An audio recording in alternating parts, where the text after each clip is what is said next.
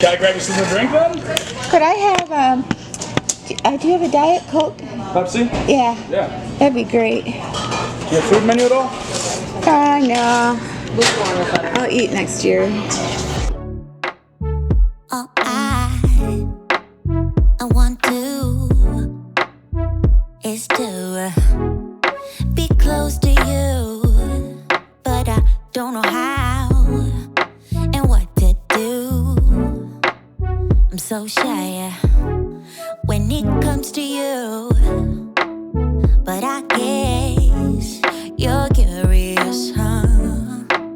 So let me show you what I can do, 'cause I don't mind taking my time to stay in this bed now, never get out, 'cause I would love wasting time with you, baby, 'cause I know it will be heaven making love with you. I would love wasting time with you, baby, 'cause I know it will be heaven making love with you.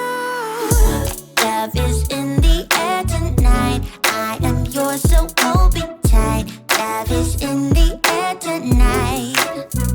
Oh, love is in the air tonight. I am yours, so hold me tight. Love is in the air tonight. Hey everybody, I'm so happy to see you today. Thank you so much for coming back and seeing me and Desi. I hope you had a great week. I had a very fun, creative week, and I'm really hoping that you like this video. Today it's something completely different. I am doing, well, it's kind of a through the looking glass type of video. I'm doing a series on taking a movie that means so much to me and then taking a look at it again 30, 40 years later and reporting to you the differences of what I see. And today I get to do this with, well, I get to do this as a collab with my beautiful friend Bella, and she has a channel. Bella is from England, and I will link her channel below. And I know if you like this channel, I think you will absolutely love Bella. You know, when you do a collab, you have to make sure it's a good fit, you know, and well, my channel is a little bit different and a little quirky, and I talk a lot about, you know, life here, and Bella is the same. I mean, she does fantastic videos on makeup, skincare, but she does life. Bella's a poet.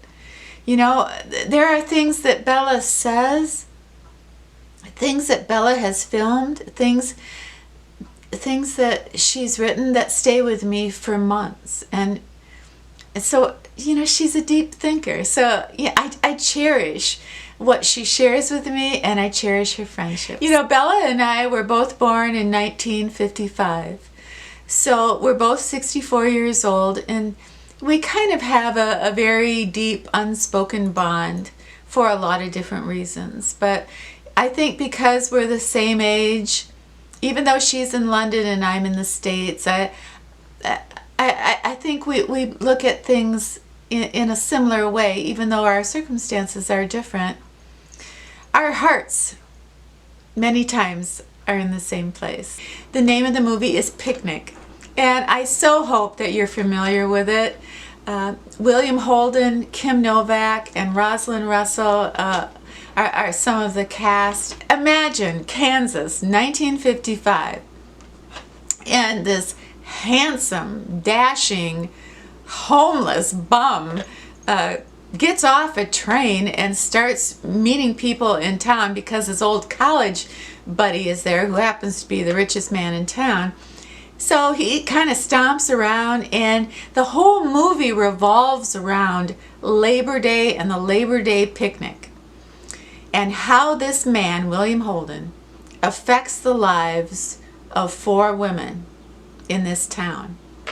There is the 80-year-old beautiful neighbor. There is the 60-ish spinster school teacher.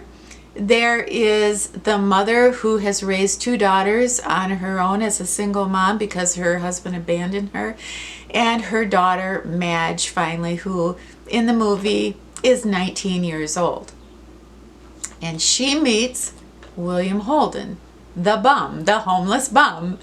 And of course her mother wants her to marry the handsome richest boy in town, to the point of even saying, Madge, you're so beautiful, not very smart, but you're so beautiful, marry him, even sleep with him, but marry him so you can have a much easier life than what I had. Well, Madge, you know, she wants more than just being pretty and working at the dime store. She wants, like many of the women in this movie, she wants more. So she meets this bum. And he's wonderful. He's charming and he's dashing. And, you know, when I rewatched this movie last night, you know, I thought it was terribly romantic between Madge and Hal. And you know, I felt for them both, but I didn't really think that the movie was about them. When I was watching this movie last night, I zeroed in on Rosalind Russell's character. She's, you know, turning 60 and she's a school teacher.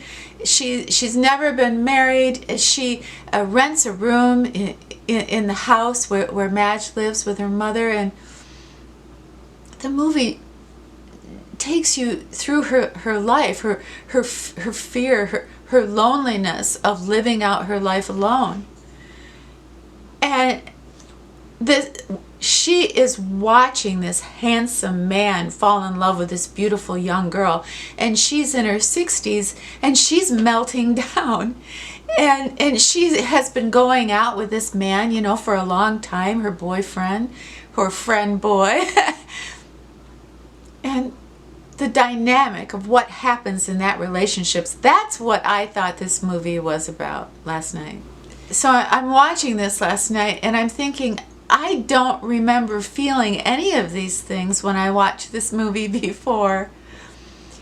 I don't remember watching Miss Sidney with her boyfriend that she didn't love.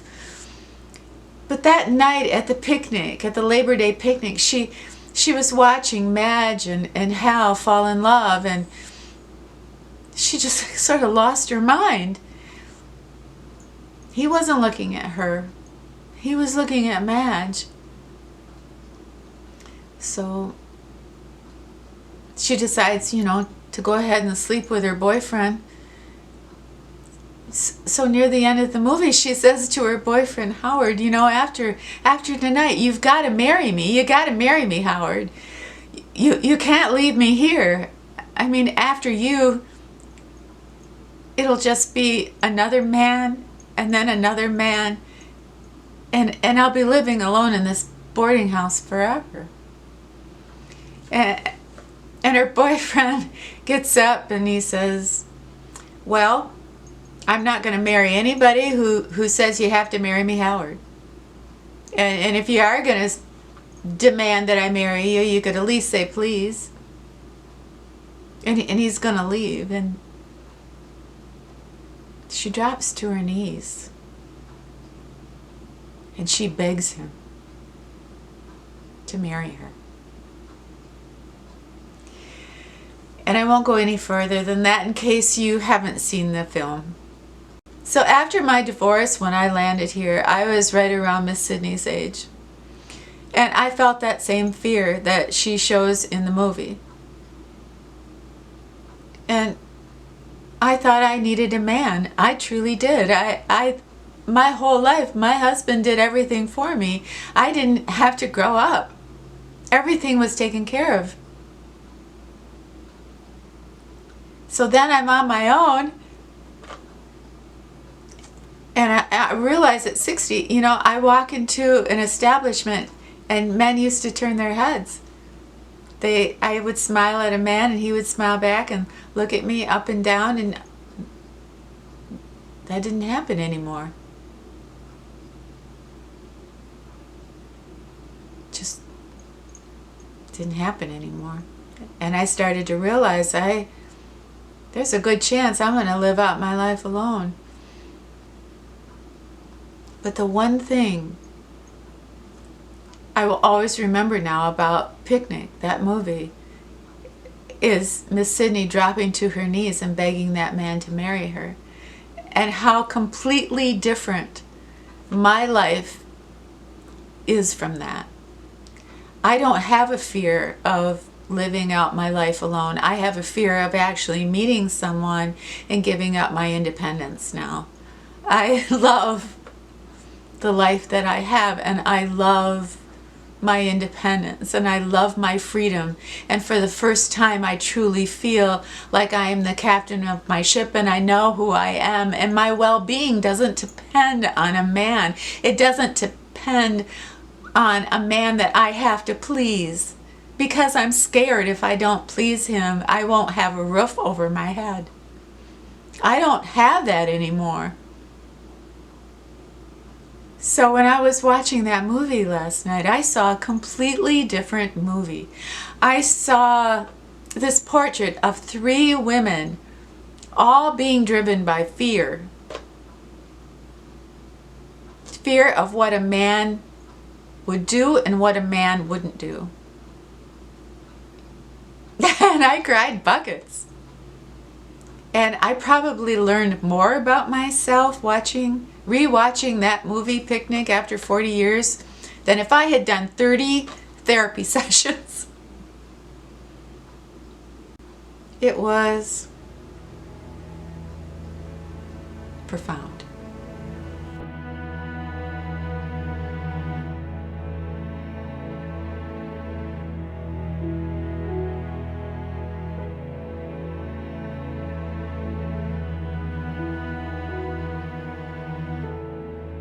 You know, I so hope that you enjoyed me looking back on the movie Picnic. And could you tell me in the comments, have you seen this film? And if you have, did you agree with some of my observations and feelings? And also, do you like this series? And if you do you have any movie suggestions? Perhaps some movies that, you know, that we all saw long ago that you would like me to rewatch so we can talk about them?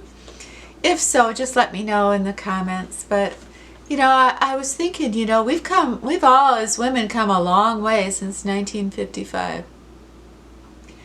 You know, I haven't even heard the word spinster in probably 20 years until I watched this film last night. But as far as, you know, I think we've come, we still have a long way to go. But thank you for taking this journey with me. So you have to marry me, Howard. Every time you hear me say that from now on, you'll know. I also wanted to say a special thank you to you, Bella. I had so much fun doing this collab with you this week. And, you know, when I watched your video, I got so emotional. And, you know, I won't give it away, but I feel very strongly about the emotions that you talked about. And I can't wait to watch that film where everyone is so posh. So thank you, Bella, so much for doing this with me this week and enriching my life. You know, you're a rock star, Bella. You know, last week in the comments I got the cutest request. The sweet gal, she said, do you think that you could just hold Desi your entire video so we could see more of him? And I thought that would be great. Except Desi would get so bored because, well, I just think he's a restless soul. He's like Hal in Picnic. Yeah. But you know, this week when I was filming, I went to places that reminded me here in my city of places I saw in the movie Picnic. They filmed Picnic in Kansas. And I found some similar train tracks, and I found some similar water. So I was really excited to film B-roll this week. So thank you everybody so much for being here today. I loved every second of it. So have yourself a wonderful brand new week. Go see Bella, okay? All right.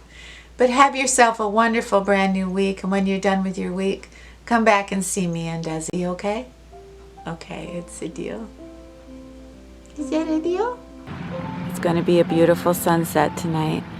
It's like Miss Sidney said. It's like the day is putting on a real scrap. Doesn't want the night coming on.